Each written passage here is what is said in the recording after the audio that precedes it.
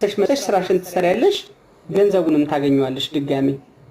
ቤተሰቦችሽን ግን አታገኛቸው። ምክንያቱም በዛ ተቀይመሽ ነው ቅር ብሎሽ ነው የምትወጪው። ከዛ የማይሆን እነሱን ለመርሳት ያልሆነ ሰው ጋር ትገናኛላችሁ።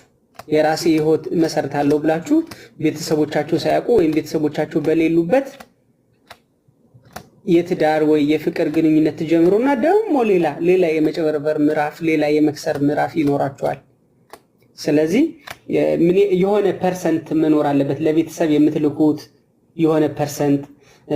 ትዳር ወይም ልጅ ካላችሁ በስነ ስርዓት ተጠንቶ ምን ያህል ወጪ ያስፈልገዋል፣ የቤት ክራይ ምን ያህል ያስፈልገዋል፣ የምግብ ምን ያህል ያስፈልገዋል የሚለው በደንብ ካልኩሌት ተደርጎ መሆን አለበትና የዚህን ደግሞ እንደነገርኳችሁ ከኔ የማደርግላችሁ ነገር የለም፣ ግን ከናንተ ዴሊቨሪ የምሰበስበውን ግን እንደዚህ በየጊዜው እንትን እያደረግን መልሰን ለእናንተ እያደረግነው ነው የምንመጣው ማለት ነው። ምክንያቱም እኛ ማትረፍ የምንፈልገው አሁን ቀጣይ የኤሌክትሮኒክስ ስራዎችን ዋናውን ስራ ዋና ዌብሳይቱ ስራ ሲጀምር በደንብ ከዚህ ከኢንዲያውያን ከፓኪስታኒያውያን እዚህ ካሉት አሁን በርገር ቤት ይኖረናል፣ ኮፊ ሾፕ ይኖረናል፣ ክሊኒንግ ሰርቪስ ይኖረናል።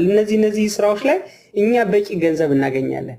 ስለዚህ የዴሊቨሪ 25 ድርሃም ግን እየተባዛ በየሳምንቱና በየወሩ እንትን እናደርጋለን ማለት ነው። ለእናንተ መልሰን ለእናንተ እንመልስላችኋለን፣ እንሸልማችኋለን ማለት ነው። እንግዲህ ይሄ ሲሆን ለቁም ነገር በማድረግ እንድትተባበሩ እንፈልጋለን። ይሄንን ብር ቁም ነገር ላይ እንድታደርጊው